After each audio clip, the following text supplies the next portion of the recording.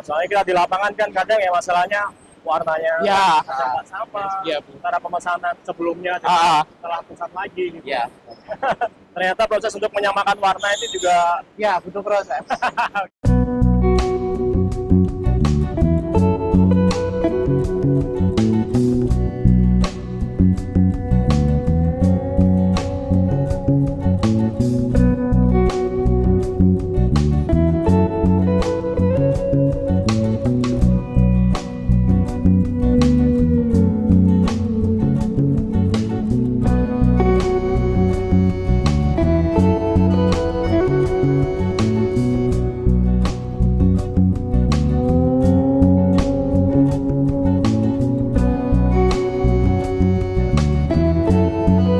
Glass di atasnya itu kita aplikasikan dengan Vela.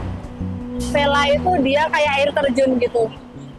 Jadi si digital printing itu ada pelapisnya lagi. Yang dibilang tadi setelah motifnya keluar, kemudian ada lapisan pelindung itu tadi itu. Yang kayak kaca itu memang ditaruh di atasnya motif. Makanya itu kalau produk-produk yang berglass itu pasti secara motif dia akan lebih tahan lama.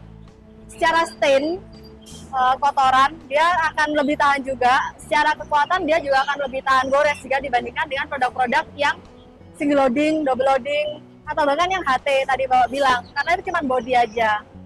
Jadi produk-produk yang berglass itu kelebihannya ada lapisan lagi di atas digital printing yang mana itu sudah merupakan proteksi.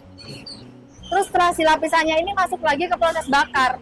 Jadi kan sebagaimana kita tahu apapun itu yang masuk ke dalam proses bakar itu sudah merupakan produk secara keseluruhan. Nah, ini adalah proses desainer kita dari awal. Ini namanya ruang desainer dan di sini adalah proses product development. Jadi motif-motif sebelum kita masuk ke tahap produksi tadi, kita akan lakukan review motif. Jadi ini motif-motif yang belum launching sebenarnya. Belum, ini motif-motif yang belum launching dan motif-motif yang sedang dalam tahap development.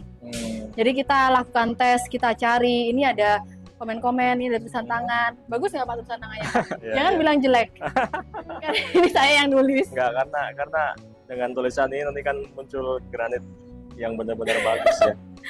Jadi kita tulis-tulis di sini, ini harusnya diapakan, ini sebaiknya diapakan, apa yang harus diturunkan, ini untuk ukuran berapa, motif-motifnya harus aja sampai berapa, seberapa, mulai dari kayu, marble, terus stone, semuanya itu kita prosesnya di sini.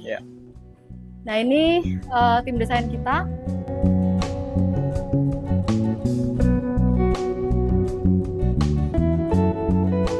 Nah profilnya itu dimasukkan, tadi kan warnanya hitam ya, terus dimasukkan profil kan langsung beda warnanya, agak merah.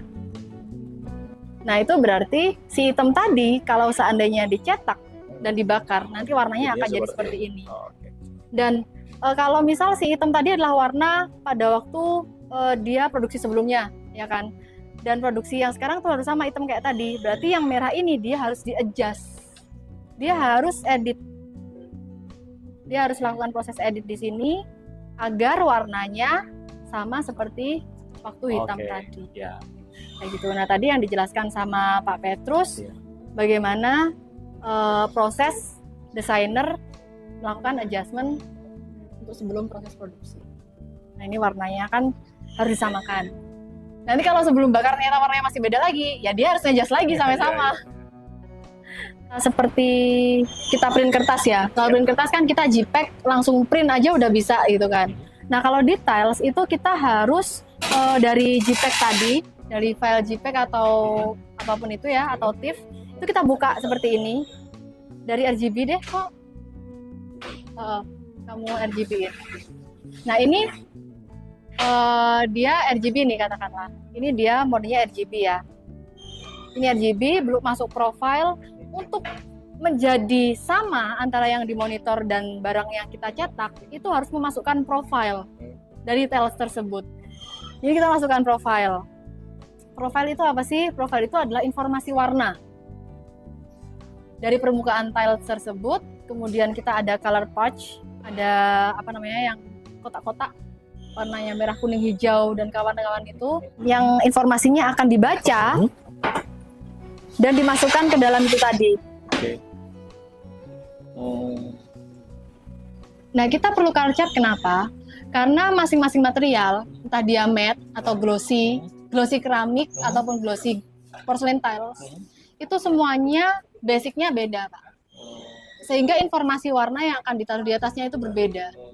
Jadi kalau ada pertanyaan, bisa nggak sih color chart-nya ini untuk ngeprint sama-sama glossy ya, di print di keramik gitu? Nggak bisa. Warnanya akan melenceng jauh, ya. pasti akan berbeda. Kayak gitu. Jadi itulah pentingnya kita menaruh informasi yang benar untuk aplikasi tiles yang sesuai. Jadi seperti ini, Mantap. dibaca di X-Rite itu, terus habis itu dimasukkan informasinya ke dalam gambar yang akan kita cetak. Ini adalah tim desainnya kita. Thank you. Jadi ini Pak, glossy ini yang sudah dipolis. Oh, Tapi ini hasil teman-teman lakukan adjustment. Mungkin bisa ditanyain Pak, proses adjustment gimana? Karena ini adalah rekan kita desainer. ya. Jelasin untuk proses desain, matching color. Kalau produksi kan biasanya Pak Nugroho ini kan dia arsitek. Beliau ini arsitek sekalian kontraktor. Biasanya problemnya itu adalah perbedaan warna. Nah ini sebagai desainer silakan dijelaskan. Kita mesti ada acuan untuk masternya warna. Contohnya ini ya. Ini masalah warnanya. Kita ke sini. Oke. Jadi biasanya kita mengawali, kita tes. Dari sini kan kita tahu kalau dari segi warna kita kurang merah. Oke. Nah, Ya. kita Oke, ya. baik. Kita biasanya kita ngejust deketin sampai dapat komen oke dari QA. QA. Biasanya Berarti ya ada proses ulang berarti ini. ya di adjust lagi, diarahkan merahnya, brownnya dinaikin, dekati mastering. Oke. Nanti kalau udah dapat ACC dari QA, baru kita produksi skala besar satu bagian. Oh, Biasanya seperti itu. ya. Ya, untuk faktornya sih jelas banyak dari berat aplikasi yang di lapangan, kalau nggak stabil juga bikin warnanya berubah. Terus dari sisi kilat, untuk ngecek planar kan biasanya pihak kilat juga nyeting, itu juga ngefek ke warna. Makanya selain dari adjustment kilat, faktornya ada beberapa sih dari segi warna. Oh, soalnya kita di lapangan kan kadang ya masalahnya warnanya Ya. nggak sama. Iya, Antara pemesanan sebelumnya dengan setelah pusat lagi gitu. Ya, Ternyata proses untuk menyamakan warna itu juga ya butuh proses. oke. Apalagi Baik. Terima kasih. ya.